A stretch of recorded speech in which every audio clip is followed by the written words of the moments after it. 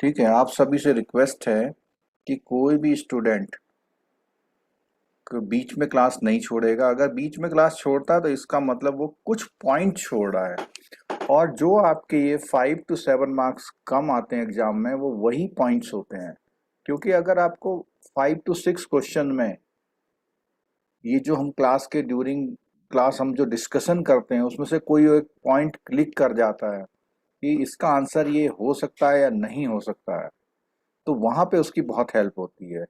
आप देखिए मत वीडियो को, लेकिन सुनिए जरूर।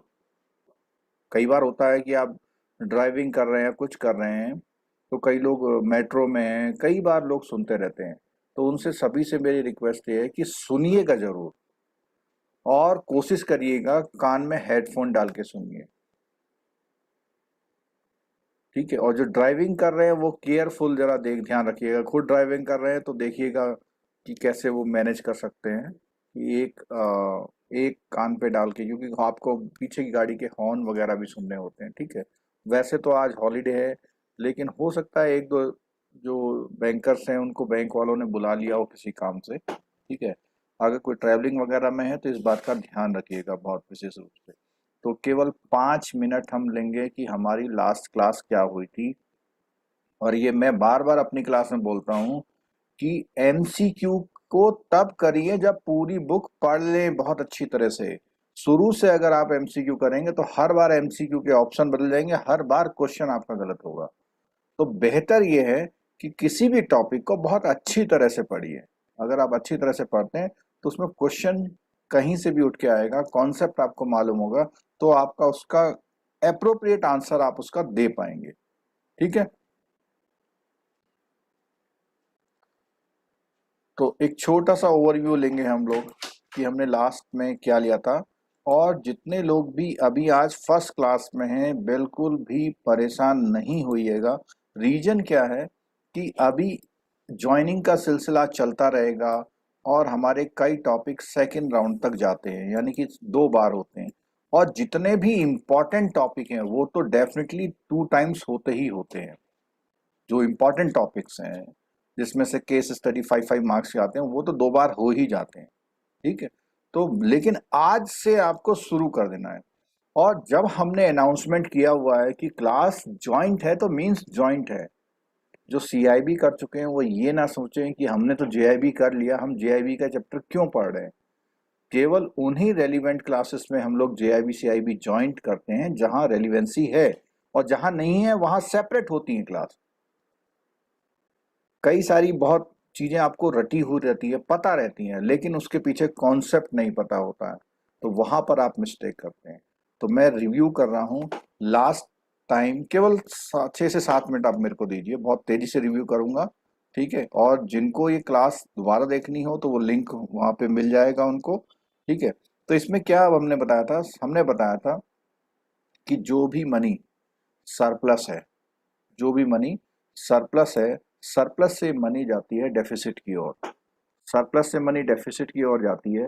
सरप्लस से डेफिसिट की ओर जाने के लिए बीच में इंटरमीडियरीज होते हैं। और जो इंटरमीडियरीज होते हैं, ये इंटरमीडियरीज, ये जो सारे इंटरमीडियरीज हैं, ये इंटरमीडियरीज उनका सरप्लस का मनी लेके डेफिसिट तक भेजते हैं, और इस तरह से करते रहते हैं कि जो सरप्लस वाला है वो इक्विलिब्रियम पे आ जाए, और ऐसे डेफिसिट वाला भी इक्विलिब्रियम पे आ जाए। और ये जो सारा सिस्टम है, ये सिस्टम मीन्स जहाँ पे एक से ज्यादा कंपोनेंट, ऑर्गेनाइजेशन, इंटरमीडियरीज किसी वर्क को कंप्लीट करते हैं, तो उस चीज को सिस्टम बोलते हैं। जैसे हम लोग कंप्यूटर सिस्टम होता है, कंप्यूटर सिस्टम में आपका होता है सीपीयू होता है, मॉनिटर होता है, कीबोर्ड, तो उसको सिस्टम बोलते हैं। लेकिन लैपटॉप को हम सिस्टम नहीं बोलते क्योंकि ऑलरेडी इंटीग्रेटेड होता है वो। ठीक है, तो ऐसे कई सारे लोग जो डिफरेंट टास्क को कंप्लीट करके किसी चीज को पूरा करते हैं। टास्क और पूरा एक कंप्लीट गोल, तो टास्क से गोल कंप्लीट करते हैं तो उसको हम फाइनेंशियल सिस्टम बोलते हैं। और जो इंटरमीडियरीज हैं, ये इंटरमीडियरीज लगभग इतने तरह की होती हैं। ठीक है, जिसमें से कुछ इंटरमीडियरी जो होती हैं आरबीआई कंट्रोल होती हैं, और कुछ इंटरमीडियरी जो है सेबी कंट्रोल होती हैं, कुछ इंटरमीडियरीज आईआरडीआई फिर आरडीए होती हैं, और कुछ अदर्स कंट्रोल होती है या ऑटोनोमस होती हैं।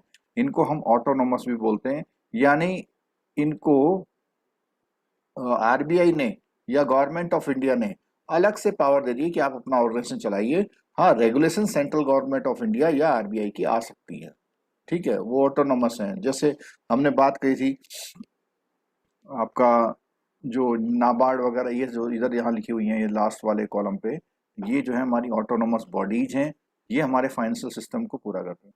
और मैंने ये भी बताया था, अगर आप बैंकर हैं तो जितनी चीजें सामने लिखी हुई हैं, एक एक चीज के बारे में आपको कॉन्सेप्ट और उसका फैक्ट पता रहेगा अगर, तो कोई दिक्कत आपको नहीं आएगी, ठीक है।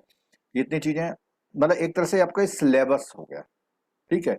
इसके साथ साथ एक चीज और है कि कुछ ऑर्गेनाइजेशन है जो बैंकिंग में हेल्प करते हैं या बैंकिंग से एसोसिएटेड होते हैं, और कुछ एक्ट है, एक्ट एंड ऑर्गेनाइजेशन जो बैंकिंग से एसोसिएटेड होते हैं। जैसे अगर मैं बात करूं एक्ट की, तो एक्ट की अगर हम बात करते हैं तो एक्ट में आपका NI act, partnership act, contract act, SARFAESI, DRT, consumer protection act, जिसको हम कोपरा भी बोलते हैं, ठीक है। ओम्बड्समैन स्कीम है, एक्ट नहीं है, ओम्बड्समैन, ठीक है। बीसीएसबीआई एक ऑर्गेनाइजेशन है, एक सोसाइटी है बीसी बैंक, जो कोर्ट्स के लिए बैंकिंग रूल्स जो मतलब एक अच्छी बैंकिंग हो पाए उसके लिए रूल्स फ्रेम करती है, ठीक है। आईबी है आपका, और डिफरेंट एक्ट, इसमें पूरे हम नहीं लिख रहे हैं, ठीक है। तो ये एक्ट एसोसिएट होते हैं। कुछ बॉडी की बात करें तो हमारे वहाँ फेडाई, फेडाई एक बॉडी है, एम्फी एक बॉडी है, जो हमारे बैंकिंग रिलेशंस में काम करती है, बैंकिंग डेवलपमेंट में काम करती है, इनका रिलेशन होता है बहुत ज़्यादा। एक्टों की बात करें तो फेमा का भी एक्ट है आपका, ऐसी एम्फी के साथ एक ईडी, इन्फोर्समेंट डायरेक्टरेट, वो भी बैंकिंग में कहीं ना कहीं इन्वॉल्व होता है, ठीक है। आरबीआई तो मेन है ही है, ठीक है। तो ये सारी चीजें जो है हमारे सिलेबस का पार्ट थी, हमने छोटी छोटी बातें इसमें करी थी। और हमने बताया था कि फाइनेंशियल मार्केट, क्योंकि आप बैंकर है, बैंकिंग सीख रहे हैं, तो फाइनेंशियल मार्केट, ना हमें सब्जी मार्केट से मतलब है, ना हमें अनाज मार्केट से मतलब है, हमें मतलब है सिर्फ और सिर्फ फाइनेंशियल मार्केट में। और फाइनेंशियल मार्केट की एक पहचान होती है, और वो पहचान क्या होती है कि इसमें जो ट्रांजेक्शन्स होते हैं, बोथ साइड मनी कंसर्न होते हैं, बोथ साइड मनी कंसर्न होते हैं, गुड्स कंसर्न नहीं होते हैं। अगर आप बाजार से कोई चीज लेने जाते हैं तो आप उसको रुपया देते हैं, मनी देते हैं, और वो आपको गुड्स देता है। लेकिन यहाँ पर आपको गुड्स की जगह जो डील होगी, एक तो होगी करेंसी वर्सेस करेंसी, यानी रुपीज वर्सेस डॉलर, या डॉलर वर्सेस रुपीज होगी, या दूसरी आपकी डीलिंग होती है rupees versus security, rupees versus security. तो यहाँ पर जहां पर भी रुपीज और सिक्योरिटी की बात आती है, जहां पर भी रुपीज और सिक्योरिटी की बात आती है, तो वहां पर हम उसको बोलते हैं फाइनेंशियल मार्केट। और ये फाइनेंशियल मार्केट फोर टाइप का होता है: money market, debt market, capital money market, debt market, और capital market, and forex market. तो ये चार तरह के आपके मार्केट होते हैं, जिसमें हमारा आपका ये call money, notice money, term money, commercial paper, और आपका certificate deposit, inter corporate deposit, treasury bills, ठीक है। और ऐसे ही डेट मार्केट होता है, डेट मार्केट में बॉन्ड का मार्केट होता है, जिसमें सेंट्रल और स्टेट गवर्नमेंट और कॉर्पोरेट बॉन्ड होते हैं। सिक्योरिटी की बात करते हैं तो सेंट्रल सिक्योरिटी होती है और स्टेट सिक्योरिटी होती है। कैपिटल मार्केट में मोस्टली म्यूचुअल फंड्स हैं, आपका शेयर मार्केट है, और एडीआर, जीडीआर और यूडीआर भी इसमें आती हैं। फॉरेक्स की बात करें, करेंसी मार्केट है, रेमिटेंस है, कॉन्ट्रैक्ट है, और एलसी है, ठीक है। इंटरनेशनल की बात करें तो आईएमएफ, वर्ल्ड बैंक, एडीबी, ये इंटरनेशनल प्लेयर है, ब्रिक्स बैंक, ठीक।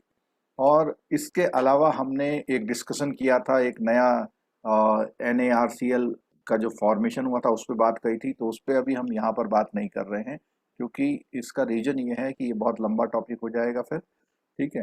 तो इसमें हमने ये फिनोमेना की बात की थी, पुराना लेक्चर देख के आप देख सकते हैं कि कैसे एनपीए लेते हैं, ठीक है। आज हम इससे आगे बढ़ेंगे, और आज हम जो आगे बढ़ रहे हैं उस मार्केट के एक एक पार्ट को लेके चलेंगे। अभी भी मेरा अनाउंसमेंट ये है कि जो CIB वाले हैं हो सकता है उन्होंने जीआईबी कर लिया हो, और या हो सकता है कुछ रिपीटर बैच के भी होंगे। तो अगर बहुत ऐसा लगता है कि बहुत सिंपल टॉपिक चल रहा है तो केवल सुनते रहिए, कहीं पे चलने दीजिए, फिर इम्पोर्टेंट आई सुन लीजिए। अगर अगर आपको लगता है कि नहीं मुझे रिवाइज करना है तो फिर कंसंट्रेट होके बैठ जाइए आप। ठीक है।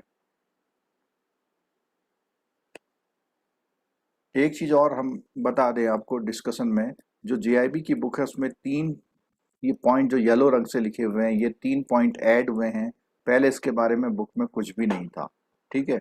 स्मॉल फाइनेंस बैंक आपने आजकल देखा होगा। कोई मुझे दो तीन स्मॉल फाइनेंस बैंक के नेम आप लोग आंसर कर दीजिए, तो मुझे लगेगा कि हाँ आप लोग थोड़ा सा कंसर्न रख रहे हैं अपने एग्जामिनेशंस के लिए। मुझे चाहिए दो या तीन स्मॉल बैंक के नेम। आपका माइक मैंने खोल दिया, आप बोल सकते हैं। Sir Ujjivan small finance sir bank, Utkarsh small finance bank, Annapurna small finance bank, एक सेकंड एक सेकंड एक सेकंड एक सेकंड। माइक्रो एक तो स्मॉल, आप, हाँ एक तो आपने बताया उत्कर्ष, और उज्जीवन। हाँ, अन्नपूर्णा, उज्जीवन भी ठीक है। Jana small bank. Annapurna, Annapurna, AU एक micro small cash finance credit का स्टोर है, माइक्रो, कैश क्रेडिट। ये स्मॉल एयू फाइनेंस का बैंक नाम है। है। हाँ ये नाम है उसका। अच्छा माइक्रो, सर एयू एक small finance AU bank, AU bank, AU bank, Jana small finance bank, कौन सा? जना जना। जन, JNA। हाँ जन। तो ठीक है, बस ये मेरा केवल कंसर्न ये था कि आप लोगों को मालूम होना चाहिए कि स्मॉल, ये देखो सर, एक सीसीए 12th की मार्कशीट है, और माइग्रेशन रह गया आपका, जो माइग्रेशन 10-15 दिन में आएगा, बोर्ड से नहीं आया। अभी भी कुछ लोगों की ब्रांच चल रही है क्लास में है। ठीक है, चलो। तो ये केवल कंसर्न मेरा था कि आपको मालूम होना चाहिए कि आपके आसपास आपके सिटी में आजकल स्मॉल फाइनेंस बैंक के जो होल्डिंग्स होते हैं वो लगे होते हैं। ठीक है। दूसरा, पेमेंट बैंक की बात करें तो ये पेमेंट बैंक के दो तीन एग्जांपल मैं देता हूँ, जैसे एयरटेल पेमेंट, पेटीएम। ठीक है। और आपका पोस्ट ऑफिस पेमेंट बैंक, इस तरह के बहुत सारे लाइसेंस दिए हैं। आरआरबी और local area bank. RRB basically government, यानी आरआरबी की अगर हमें एक क्वेश्चन की बात करूं जो शेयर होल्डिंग होती है आरआरबी में 50% सेंट्रल गवर्नमेंट की होती है और 15% स्टेट की होती है, और इसमें 35% आपका जो स्पॉन्सर बैंक होता है उसकी होती है। ठीक है। तो इस तरह से आरआरबी का फॉर्मेशन होता है, और ये फॉर्मेशन एक तरह से इसके गवर्नमेंट कंट्रोल की बात करता है। ठीक है। लेकिन लोकल एरिया बैंक की बात करते हैं तो इसमें गवर्नमेंट का कंट्रोल नहीं होता। जो लोकल एरिया, जैसे अगर हम बात करें उत्तराखंड की बात करें तो Nainital bank local area bank, Purvanchal नगर सहकारी बैंक, इस तरह से।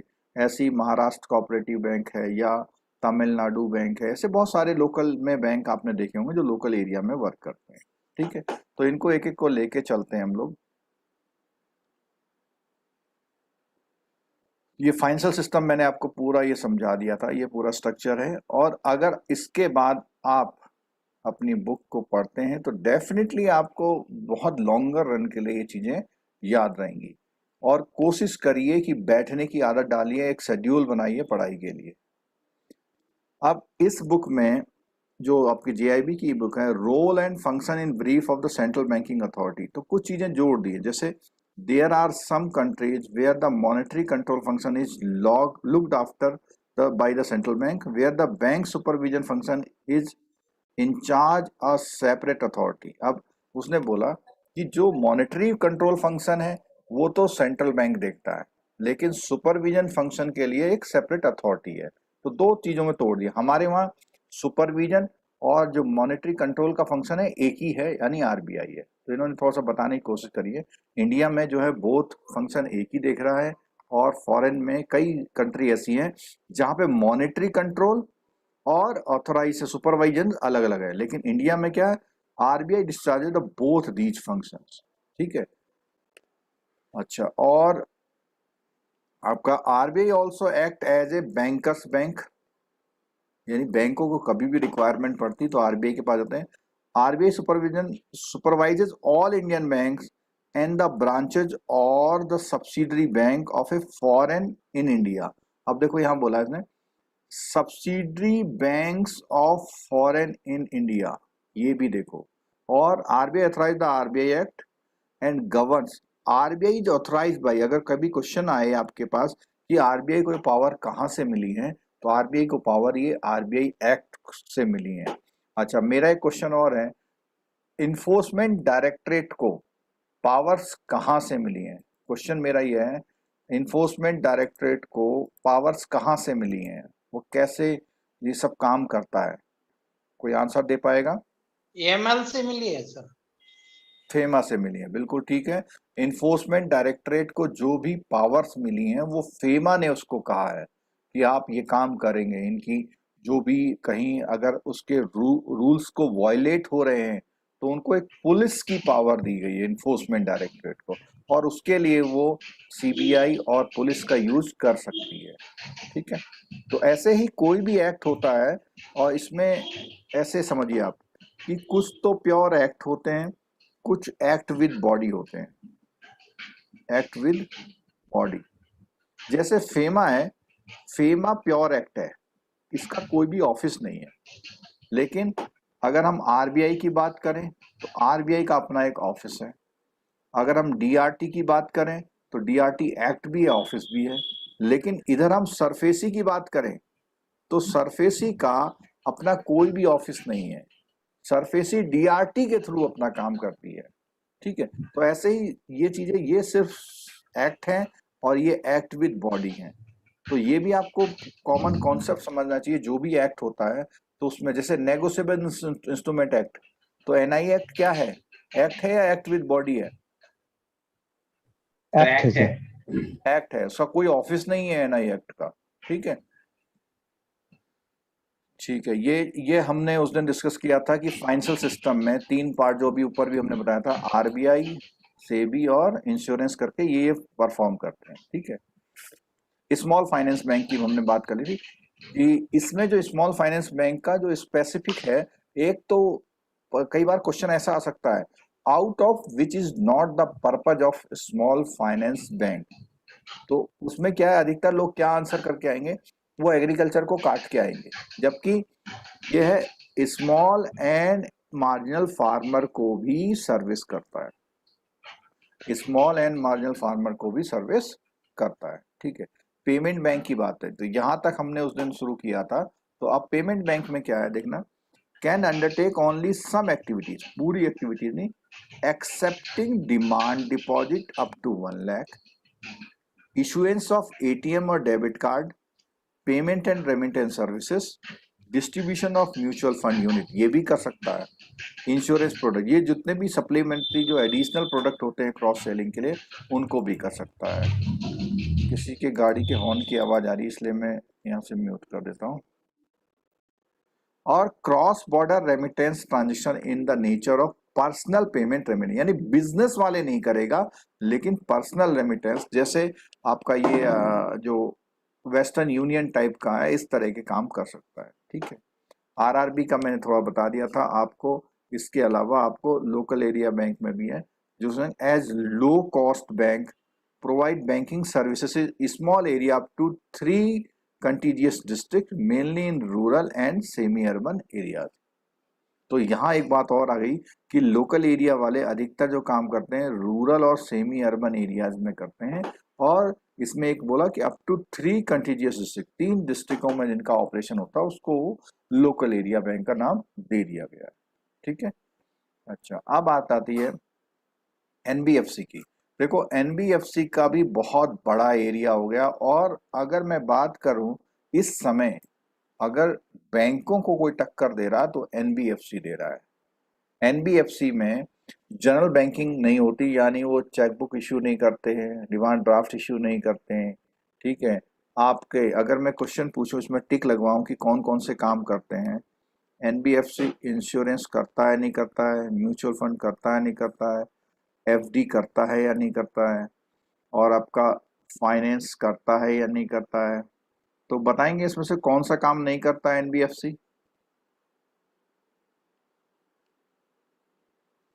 एनबीएफसी इसमें से कौन से काम नहीं करता है? सर चारों के चारों ही करते हैं। क्या रही करते हैं? म्यूचुअल फंड डिस्ट्रीब्यूशन उन लोगों का अलाउड नहीं है। म्यूचुअल फंड और इंश्योरेंस करते हैं एनबीएफसी? करते हैं सर। कोई एग्जांपल दे सकते हैं? म्यूचुअल फंड कुछ भी एफडी वगैरह होता है तो उसको कर सकते हैं, एफडी या फिर कुछ टर्म डिपॉजिट। इंश्योरेंस और म्यूचुअल फंड नहीं फाइनेंस करते। तो पक्का है सर, करता है इंश्योरेंस और नहीं देखो, अब मैं चलो मैं क्लियर करता हूँ। फाइनेंस तो करता ही करता है। अब आप लोग साइलेंट हो जाइए थोड़ी देर। फाइनेंस तो करता ही करता है। जितने ये बजाज फाइनेंस है, आपका पीएनबी हाउसिंग है, एलआईसी हाउसिंग है, ये सब एनबीएफसी कैटेगरी में आते हैं। और फिक्स डिपॉजिट, ये कई लोगों को नहीं मालूम होगा, फिक्स डिपॉजिट भी करता है। अगर आप पीएनबी हाउसिंग के ऑफिस में जाएंगे तो वहाँ लिखा रहता है rate of interest fix deposit के। फंडिंग रेज करता है लेकिन बैंकिंग नहीं करता। ठीक है, अब बात आती है इंश्योरेंस और म्यूचुअल फंड की। तो जो नॉन बैंकिंग फाइनेंशियल कंपनीज हैं वो बेसिकली, इसका नाम जो फाइनेंशियल कंपनी जो है नॉन बैंकिंग, तो बेसिकली ये दो चीजें मैंने नहीं देखी। कोई एग्जांपल अगर आप दे सकते हैं तो मुझे दीजिए। तो जैसे भी कोई माइक्रो फाइनेंस कंपनी होती है, मैंने हाँ। कई बार देखा है वो जब लोन एक्सटेंड करते हैं उसके साथ वो इंश्योरेंस भी देते हैं ताकि उनका लोन कवर हो जाए। इंडिविजुअल ठीक। पर्सनल बेसिस पे देते हैं, बट देते हैं। ठीक है, बस आपने क्लियर किया कि वो लोन के साथ इंश्योरेंस कवर करते हैं, लेकिन वो इंश्योरेंस कवर का टाई अप वो किसी और कंपनी से कंपनी से होता है। जी सर, बिल्कुल। वो नहीं करते, वो जी, केवल जी। क्रेडिट इंश्योरेंस करते हैं। ठीक है, मेरा कंसर्न यहाँ पे था एक नॉर्मल हेल्थ और जो मेडिक्लेम के इंश्योरेंस होते हैं या जो लाइफ के इंश्योरेंस है उसकी बात थी मेरा कहना। ठीक है, तो इसका मतलब श्रीराम फाइनेंस जो है ना, श्रीराम फाइनेंस, उसका तो इंश्योरेंस भी है। श्रीराम नहीं, ट्रांसपोर्ट वो फाइनेंस अलग कंपनी है। जो श्रीराम फाइनेंस है वो श्रीराम फाइनेंस का इंश्योरेंस का अलग विंग है और श्रीराम फाइनेंस अलग है। मतलब अगर आप उसका बजाज पूरा करता है। नेम और उसका रजिस्ट्रेशन पे डिटेल में जाओगे तो आपको ये सेग्रीगेशन मिलेगा। एक ही कंपनी फाइनेंस और इंश्योरेंस नहीं करती है, वो उनकी इंश्योरेंस कंपनी है। उसको हम यहाँ पे ये वर्ड नहीं बोलते हैं, उसको हम इंश्योरेंस कंपनी बोलते हैं प्योरली। जैसे हमारा यहाँ नॉन बैंकिंग है, ऐसी नॉन इंश्योरेंस कंपनी कोई नहीं होती है। यहाँ पर बैंकिंग और नॉन बैंकिंग को सेग्रीगेट किया गया है। ये दोनों कंपनी अगर होगी तो वो अदर कंपनी में आएगी, वो एनबीएफसी में नहीं आएगी। ठीक है, और एक बार और लॉजिक बताता हूँ। एनबीएफसी को कौन कंट्रोल करता है? RBI sir. आरबीआई करता है। और जी। श्रीराम इंश्योरेंस को कौन कंट्रोल करता है? इरडा। इरडा। तो बिल्कुल अलग हो गया ना। जी जी। वो बिल्कुल सेपरेट चीज है। इंश्योरेंस पेंशन अलग चीज है। ठीक है, अच्छा एनपीएस को कौन कंट्रोल करता है? पीएफआरडीए। हाँ, PFRDA, pension funds regulatory and development authority. ठीक है जी। Central bank prescribe no NBFC can operate without valid licence from it. अब एक बात आती है कि एनबीएफसी लाइसेंस तो आरबीआई से ले रही है, एनबीएफसी रजिस्टर्ड कहां पर होती है? एनबीएफसी रजिस्टर्ड कहां होती है? आरओसी में। आरबीआई में। बिल्कुल नहीं, आरबीआई में नहीं। आरबीआई से सिर्फ लाइसेंस लेती है वो। रजिस्टर्ड वो आरओसी में होती है। रजिस्ट्रार ऑफ कंपनी में as a non banking financial company registered होती है। ठीक है, आपको मालूम होना चाहिए कि आपके बैंक भी क्या करते हैं, वो अपने आप को कंपनी एक्ट में आरओसी में रजिस्टर्ड करा के रखते हैं, प्लस आरबीआई से लाइसेंस लेके रखते हैं। तो दोनों जगह करके रखते हैं। ठीक है, अच्छा मुझे कोई बताएगा कि इंडियन ऑयल कॉरपोरेशन कहाँ कहाँ पे रजिस्टर्ड होगा? आरओसी में हो सकता है और उसका एक्ट है शायद। देखो, जो गवर्नमेंट की प्योर कंपनी है वो किसी एक्ट या पार्लियामेंट के थ्रू क्रिएट की गई है, तो उनके लिए कंपल्सन नहीं है कि वो चाहे तो आरओसी में रजिस्टर्ड हो चाहे तो नहीं हो। लेकिन मोस्टली कंपनियों ने अपने आप को आरओसी में भी रजिस्टर्ड कर रखा है। रीजन क्या है कि उसकी ग्लोबल एक पहचान बने और लोगों को सिस्टम से रिलाय करे, विश्वास करें कि एक अच्छा काम करेगी, क्योंकि जब वो रेगुलेटिंग कंट्रोल में होते हैं, और रेगुलेटिंग कंट्रोल में होने का मतलब वो ध्यान रखते हैं अपने कामों का। ठीक है, चलो नेक्स्ट बहुत इंपॉर्टेंट आया प्राइमरी डीलर। यहाँ पर प्राइमरी डीलर के बारे में बहुत सारे स्टूडेंट्स को कंफ्यूजन रहता है, ये होता क्या है।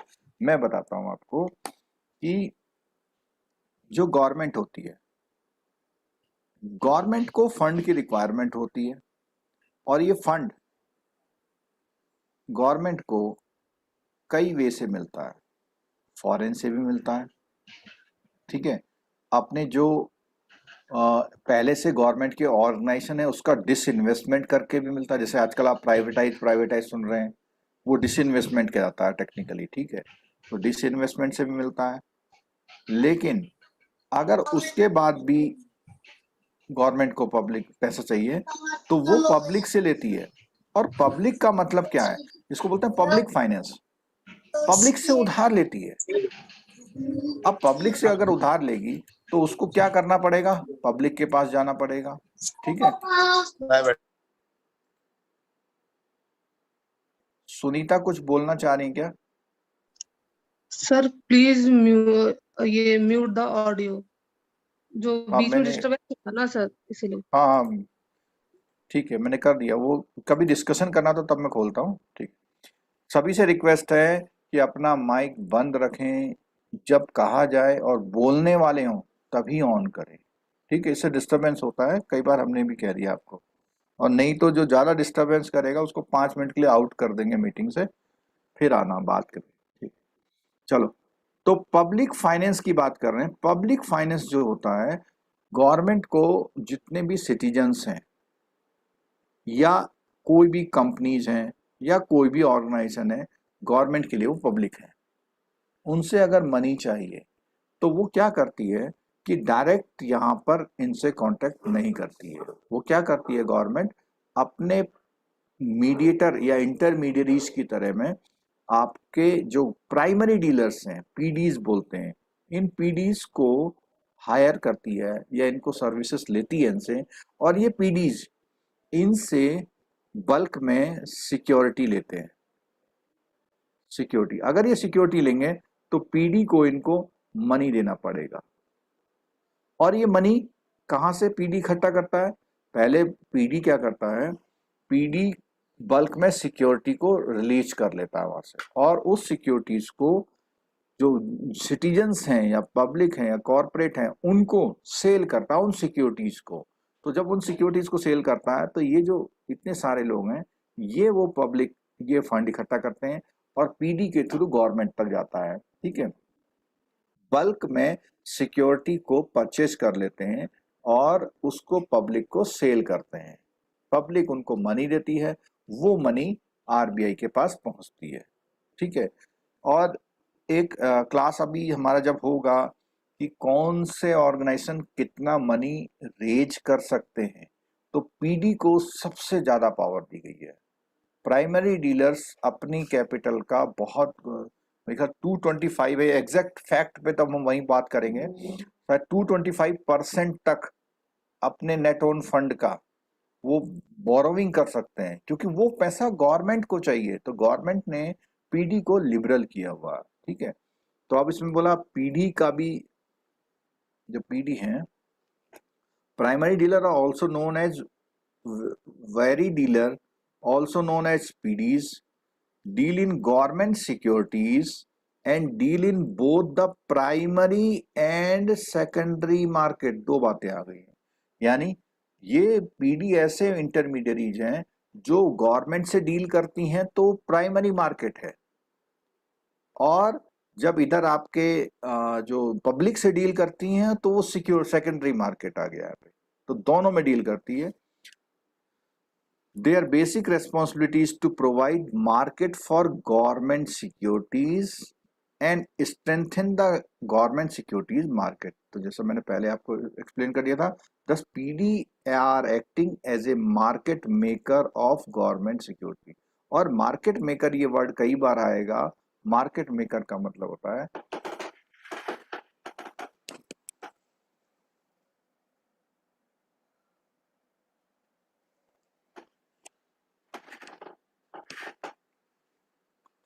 मार्केट मेकर का मतलब होता है कि किसी भी प्रोडक्ट के लिए मार्केट अवेलेबल कराना, उसको हम बोलते हैं मार्केट मेकर। ठीक है, उसकी प्राइसिंग को सेट करवाना, क्योंकि विदाउट मार्केट मेकर आपका प्रोडक्ट मार्केट तक नहीं आ पाएगा। और इस वाले पिक्चर में आपको बिल्कुल क्लियरली दिख रहा है कि पीडी वो रिस्पॉन्सिबिलिटी ले रहा है कि गवर्नमेंट की सिक्योरिटी को लेकर के बल्क में आगे डिस्ट्रीब्यूट कर रहा है। ठीक है, चलो आगे देखते हैं क्या है। हाँ, अब बात आती है फाइनेंशियल इंस्टीट्यूशन की। तो फाइनेंशियल इंस्टीट्यूशन में क्या है, डीलिंग विद फाइनेंशियल ट्रांजेक्शन। यहाँ पे जब फाइनेंशियल बैंकिंग कंपनीज की बात कर रहे थे तो वहां पे थोड़ा सा और क्लियर होगा। जो फाइनेंशियल इंस्टीट्यूशन है इनका रेंज तो बहुत बड़ा है। क्या क्या है, इन्वेस्टमेंट कर लेते हैं, लोन देते हैं और डिपॉजिट, ये तीनों चीज इंक्लूड हो गई इसमें। इसका मतलब इंश्योरेंस कंपनी भी फाइनेंशियल इंस्टीट्यूशन है, क्योंकि वो भी क्या करती हैं, इन्वेस्टमेंट ले रही हैं किसी से इंश्योरेंस के नाम पे।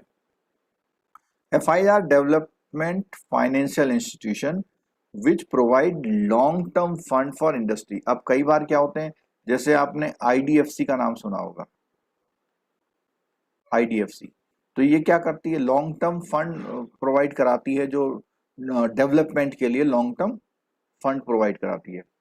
इंडस्ट्री एंड एग्रीकल्चर के लिए भी काम करते हैं। All these institution are under the off site and on site surveillance of the central.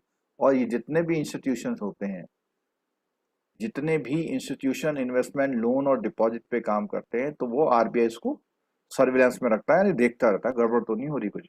FI raise their resources through long-term bonds from financial system and borrowing from international financial। तो ये जो इनके पास मनी आती है funding करने के लिए, वो या तो लॉन्ग टर्म बॉन्ड के थ्रू लेते हैं, पब्लिक से लेते हैं, 10 ईयर का 20 ईयर का बॉन्ड इश्यू कर देते हैं। और कई बार आपने सुना होगा कि IDFC के जो बॉन्ड हैं वो टैक्स फ्री हैं।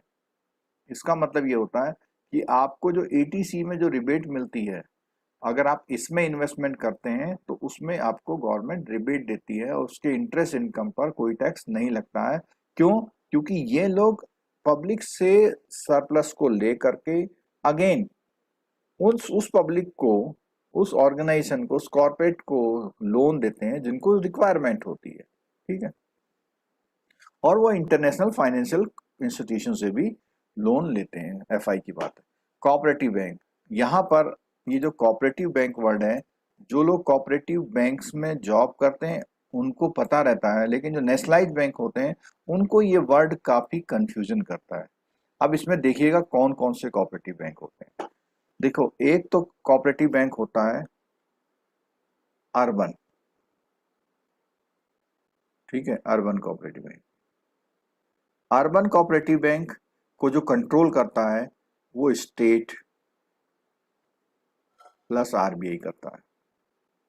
ठीक है, दूसरा होता है डिस्ट्रिक्ट या स्टेट कोऑपरेटिव बैंक। डिस्ट्रिक्ट या स्टेट कोऑपरेटिव बैंक, इनको कंट्रोल कौन करता है? इनको कंट्रोल करता है state plus NABARD. Reason behind, ये जो डिस्ट्रिक्ट और स्टेट कोऑपरेटिव होते हैं, इनका काम जो गवर्नमेंट्स की स्कीम्स होती हैं, गवर्नमेंट्स की जो एग्रीकल्चर फाइनेंस का फ्लो होता है, और इसको करने के लिए ये बैंक जो कोऑपरेटिव सोसाइटीज होती हैं, जिनको पैक्स बोलते हैं, इन पैक्स को मल्टीपल, मतलब एक तरह से बड़ी फंडिंग करते हैं, और वो लोग अपने मेंबर्स को छोटी छोटी फंडिंग करते हैं। तो इट मींस, आप इस तरह से समझ लीजिए कि ये 3 टायर सिस्टम बोलते हैं इसको। क्या बोलते हैं? 3 टायर। पहला है स्टेट कोऑपरेटिव, फिर दूसरा आपका आता है डिस्ट्रिक्ट कोऑपरेटिव, और तीसरा आता है PACS, primary agricultural credit societies. और ये जो पैक्स होती हैं, ये जो उसके एरिया में मेंबर्स फार्मर्स होते हैं उनको लोन देती है, बिल्कुल उसी तरह से जैसे आप KCC देते हैं। तो कई एरिया में बैंक नहीं अवेलेबल है, तो जहां बैंक अवेलेबल नहीं होते हैं या बहुत डिमांड ज्यादा होती है, तो ये एक बैंकिंग की तरह काम करते हैं, ठीक है। तो इसमें क्या है, initially set up to supplant indigenous sources of rural credit, आ गया देखो, particularly money lenders. Today, they mostly serve the needs of agriculture and allied activity. केवल agriculture नहीं, allied, rural based industries and to a lesser extent trade and industry in urban. अब ये कुछ ये काम भी करते हैं lesser extent में, थोड़ा बहुत, ठीक है। These are allowed to raise deposit and give advances from and to public. अब देखो, रेज करना पब्लिक से और एडवांस है, तो उनसे डिपॉजिट भी एक्सेप्ट करते हैं। अब बात आई urban cooperative, controlled by state government and RBI, whether cooperative bank are controlled by NABARD and state government, जो मैंने आपको ऊपर बताया था, except for certain exemptions in paying a higher interest deposit, urban cooperative bank regulatory framework is similar to the bank. तो क्या करते हैं, अर्बन कोऑपरेटिव बैंक अपने वहां पे रेट ऑफ इंटरेस्ट थोड़ा ज्यादा पेमेंट करते हैं, और अदरवाइज सारी फैसिलिटी जो है वो बैंकिंग की तरह से होती है, ठीक।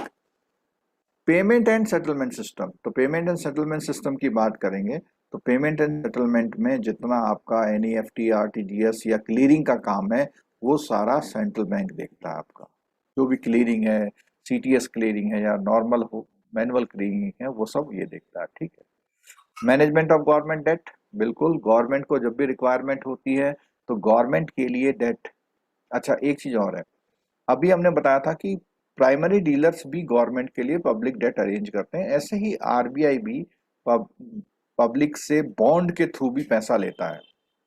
आपने सुना होगा आरबीआई के बॉन्ड आए हुए हैं, तो कई लोग उसमें इन्वेस्टमेंट करते हैं आरबीआई के बॉन्ड में, ठीक है। Most of the central banks manage the issue and service of the government bank, ठीक है। This involves price discovery, volume to be raised, tenor और डेट एंड मैचिंग, कि कितने रेट पर कितना मनी और किस टेन्योर के लिए करना है, with overall cash management of the debt, यानी गवर्नमेंट के पास जो प्लस माइनस हो रहा है उसको कंट्रोल करना। बैंकर्स टू गवर्नमेंट के अधिकतर बैंकिंग वर्क भी आरबीआई करता है, ठीक है। जैसे इसमें बात आई, carry out there cash management through the issue of bond and treasury bills, तो जब bond and treasury bills issue करने की बात आती है तो आरबीआई इसको पूरा टेक ऑन करती है, ठीक है। Lenders to banker last resort, यानी जब भी बैंक बहुत परेशानी में होते हैं, लिक्विडिटी की प्रॉब्लम होती है, तो इमीडिएट रिलीफ जो मिलता है हमको यहाँ पे रेपो से मिलता है, ठीक है। अब बात आती है सीआरआर एसएलआर, देखिए सीआरआर एसएलआर जेआईबी सीआईबी दोनों के लिए बहुत इंपॉर्टेंट है। सीआईबी में इसका मेनी टाइम 5 मार्क्स का न्यूमेरिकल आता है, और न्यूमेरिकल तो ये अलग से कराया जाएगा आपको सीआईबी वालों को, लेकिन इसका बेसिक यहाँ बिल्कुल क्लियर कर लीजिए क्या चीज है। तो इसके लिए हमें थोड़ा सा एक्सप्लेनेशन करना पड़ेगा। सीआरआर और एसएलआर को एक्सप्लेन करने के लिए एक प्रोसेस समझा रहे हैं, उस चार्ट को समझिए। थ्योरी तो आप पढ़ सकते हैं, अगर आप इस प्रोसेस को समझेंगे तो बहुत आपको चीजें क्लियर हो जाएगी। राजेंद्र आर्या जी ने हैंड रेज किया है, मैं उनसे बात कर लेता हूँ जरा। हाँ राजेंद्र जी बोलिए। राजेंद्र जी कुछ बोलना चाह रहे हैं, बोलिए। जो आपने, हाँ जी सर, मेरी सर आवाज आ रही है अभी? हाँ हेलो, हाँ बोलिए, आ रही है। सर मुझे ये जानना था, जैसे अर्बन और स्टेट को तो सर अर्बन और स्टेट को तो अर्बन बैंक को स्टेट और आरबीआई करते हैं, और स्टेट कोऑपरेटिव या डिस्ट्रिक्ट को स्टेट और नाबार्ड करता है। लेकिन आपने एक फैक्ट भी बताया ना, प्राइमरी एग्रीकल्चर कोऑपरेटिव सोसाइटी, इसको सर कौन करता है? बता देते हैं। देखो बेसिकली ये जो प्राइमरी एग्रीकल्चर सोसाइटी होती हैं, ये बैंक नहीं होती हैं, ये सोसाइटीज होती हैं। इनको सोसाइटी, जो रजिस्ट्रार ऑफ सोसाइटी होते हैं हर स्टेट में, रजिस्ट्रार ऑफ सोसाइटीज में रजिस्टर्ड होती हैं, और इनके लिए सारी rules regulations registrar of societies ही बनाता है, और रजिस्ट्रार ऑफ सोसाइटीज ही डिस्ट्रिक्ट कोऑपरेटिव बैंक और स्टेट कोऑपरेटिव बैंक को भी रेगुलेशन प्रोवाइड करता है। यानी एक तरह से तीनों को कनेक्ट करने का काम रजिस्ट्रार ऑफ सोसाइटी करता है।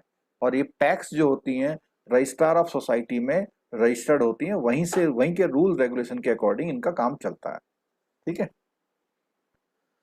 चलो आगे देखते हैं। हाँ, मैं बता रहा था आपको CRR और SLR का एक ऐसा कॉन्सेप्ट, कई लोगों ने जिन्होंने क्लास ली है चाहे यूट्यूब में चाहे जूम के थ्रू, उनको पता है कि CRR और SLR क्या काम करते हैं। CRR और SLR, ये पिक्चर जिन लोगों ने अभी तक नहीं देखा होगा उनके लिए बहुत हेल्पफुल हो सकती है। कोई भी बैंक अपने वहाँ एक डिपॉजिट रखता है, तो मुझे बीच बीच में इंटरेक्शन चाहिए होगा आपसे, क्योंकि जब हम बेसिक बात की कर रहे हैं तो वहां पे क्लियर होनी चाहिए बातें। कोई मुझे बताएगा जो बैंक के जो लाइबिलिटीज होती हैं, लाइबिलिटीज को हम लोग किस और नेम से जानते हैं, मतलब लाइबिलिटीज को क्या बोलते हैं बैंक में, या डिपॉजिट लाइबिलिटीज हुआ, इसका नाम होता है डिमांड DTL। एंड टाइम हाँ, liabilities. Demand and time liability होता है। लेकिन ये जो डिमांड एंड टाइम लाइबिलिटी होता है, ये डिमांड एंड टाइम लाइबिलिटी में से कुछ पोर्शन माइनस हो जाता है। माइनस सेंस है कि कुछ ऐसे लाइबिलिटीज होती हैं जिसको हम लोग CRR और SLR पर्पज में यूज नहीं करते हैं। ठीक है, NDTL बोलते हैं, NDTL। और DTL से NDTL निकालने का न्यूमेरिकल आता है CIB में, और JIB में इससे एक फैक्ट पूछ लेगा कि भाई ये अगर ऐसे डिपॉजिट हैं तो उसमें से कौन सा डिपॉजिट हमारा NDTL में आएगा या नहीं आएगा। ठीक है, कुछ इस तरह का। और ये जो NDTL होता है, इस NDTL का एक सर्टेन परसेंटेज बैंकों को इन दो रेशियोज में रखना पड़ता है। पहला है आपका CRR और सेकंड वन इज SLR। ठीक है, तो अगर हम बात करें SLR इस समय 18% है, और CRR कितना है, कोई आंसर कर पाएगा? 4%। 4। अगर कोई लोग 3 आंसर दे रहे हैं तो 3 वाला आंसर अब 4 हो गया अगेन। बीच में जब ये कोरोना का वेव्स चला था तो गवर्नमेंट ने CRR को थोड़ा कम कर दिया था, जिससे बैंकों को लिक्विडिटी मिले। तो ऑलमोस्ट 22% आपका यहाँ पर रिजर्व हो जाता है अगेंस्ट CRR और SLR। ठीक है, अब जो रेस्ट ऑफ द पार्ट है, it is known as loanable fund. ये जो पार्ट है इसको बोलते हैं लोनेबल फंड। अच्छा, यहाँ एक रिलेशन आता है आपका CD रेशियो। आपने CD रेशियो का नाम सुना होगा। तो जो CD रेशियो होता है, ये CD रेशियो बैंकों का आपने कभी भी 75% से ज्यादा नहीं देखा होगा। आपने ब्रांच का देखा होगा लेकिन बैंक का नहीं देखा। ब्रांच का CD रेशियो ज्यादा हो सकता है, लेकिन बैंक एज ए होल का CD रेशियो 70% से 75 से ज्यादा नहीं होता। उसका रीजन क्या है? उसका रीजन ये है कि ये पोर्शन तो आप लोन में डिस्ट्रीब्यूट कर ही नहीं सकते, और अगर आप ये पोर्शन लोन में डिस्ट्रीब्यूट नहीं कर पा रहे हैं तो इसका मतलब ये है कि ये पोर्शन आप रिजर्व में रखेंगे। रेस्ट ऑफ द पार्ट जो ये वाला जो पार्ट है, ये वाला पार्ट ही आप लोनेबल फंड यानी लोन दे सकते हैं। इसीलिए बैंकों का CD रेशियो जो होता, बैंकों का, मैं बार बार बोल रहा हूँ बैंकों का, ब्रांच का नहीं। ब्रांच को तो CRR SLR मेंटेन नहीं करना पड़ता है, तो ब्रांच का CD रेशियो मोर देन 100% भी हो सकता है। क्यों? अब जैसे निकालते हैं, मान लिया कोई बैंक है, डिपॉजिट उसका जो इंटरेस्ट डिपॉजिट है 100 करोड़ है और उसने 250 करोड़ का एडवांस दे रखा है, तो परसेंटेज निकालेंगे तो 250% है। ठीक है, ये हो गया ज्यादा।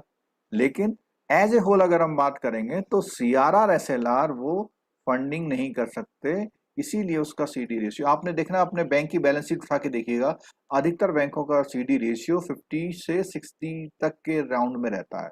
बहुत कम बैंक होंगे जिनका 70 अराउंड भी होगा। ठीक है, तो ये चीज क्लियर हो जानी चाहिए आपको। अब हम बात करते हैं कि ये CRR SLR को कौन कंट्रोल करता है, कौन से एक्ट से करता है।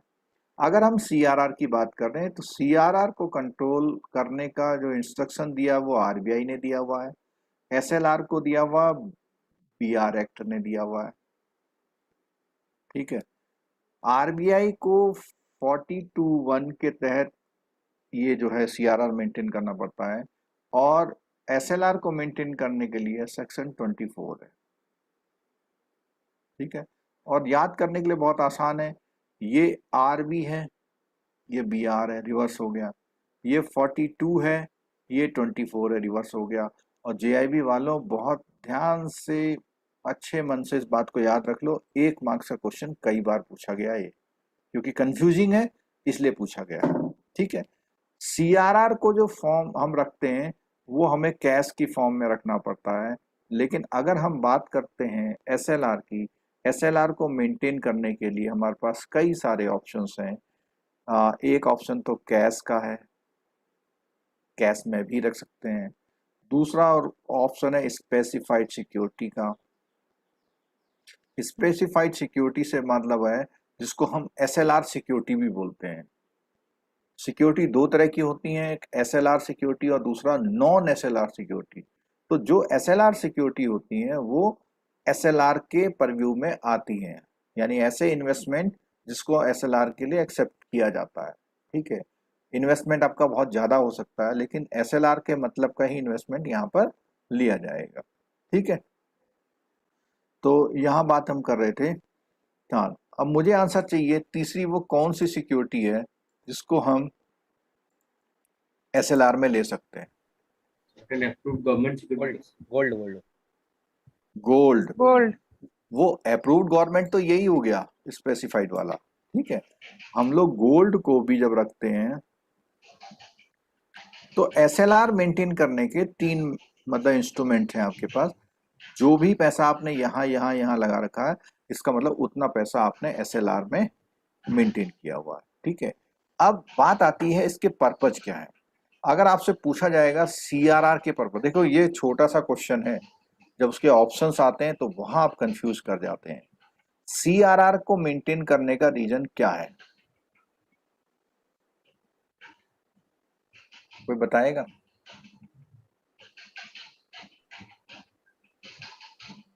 Liquidity maintenance. और एसएलआर को? एसएलआर भी ऑलमोस्ट वही है, लेकिन सर जो देखो सीआरआर हाँ, बोलो। सर जो सीआरआर है वो जल्दी से लिक्विडिटी में कन्वर्ट हो जाएगा। हाँ, जो एसएलआर है सर उसकी लिक्विडिटी जो है गोल्ड में है, हाँ, सिक्योरिटीज के फॉर्म में है, तो उसको लिक्विड होने में टाइम लगेगा। बिल्कुल ठीक है। आपकी सीआरआर जो है इमीडिएट वो है, लेकिन एक बात और सुनिएगा, जी आप परेशान हैं तो आप एसएलआर यूज करेंगे या सीआरआर, मतलब कौन सी सिक्योरिटी का आप यूज कर पाएंगे? सीआरआर। एसएलआर का होगा, सीआरआर का तो कुछ कर ही नहीं सकते सर। कर ही नहीं सकते वो तो आपने वो आरबीआई तो को दे रखा है। हाँ दे रखा है सर, वो तो मिलेगा ही नहीं। आप एसएलआर की सिक्योरिटी को सेल कर सकते हैं, उसको कहीं गिरवी रख सकते हैं, थोड़ा पैसा उठा सकते हैं, कुछ भी कर सकते हैं। ठीक है, लेकिन सीआरआर तो लास्ट में यूज होगा। तो मेरा कहने का मतलब ये है कि इस दोनों के पर्पस सेम जैसे हैं, लेकिन इसका मेन पर्पस है इन्फ्लेशन कंट्रोल का एक तो, और दूसरा जो बैंकों की को लिक्विडिटी जो बैंकों की है, बीआर एक्ट ने एक स्पेशल प्रोविजन किया कि नहीं, आप जो पब्लिक से पैसा ले रहे हैं उसमें कुछ पैसा ऐसी जगह डालें कि अगर आपको रिक्वायरमेंट हो तो आप जल्दी उसको कैश करा पाए, क्योंकि अगर आपने सारे लोन बांट दिए तो लोन वाला नहीं दे रहा, आप क्या कर लोगे उसका। लेकिन अगर आपने इन्वेस्टमेंट किया हुआ है तो उसको प्रीमेच्योर कराया जा सकता है। ठीक है, और प्रीमेच्योर कराने के बाद अगर आपका एसएलआर कम हो रहा है तो आपको पेनल्टी पड़ती है। ठीक है, अब 3-4 बातें इसमें मैं बता रहा हूँ, थोड़ा न्यूमेरिकल पॉइंट ऑफ व्यू से और फैक्चुअल पॉइंट ऑफ व्यू से। सीआरआर जो मेंटेन होता है वो कौन से डेट के एनडीटीएल पर मेंटेन होता है, एक क्वेश्चन मेरा। Fourth night sir. जो एनडीटीएल है, सपोज कीजिए आज की डेट में मुझे सीआरआर निकालना है अपने बैंक का, तो मैं कौन सी डेट का एनडीटीएल देखूंगा?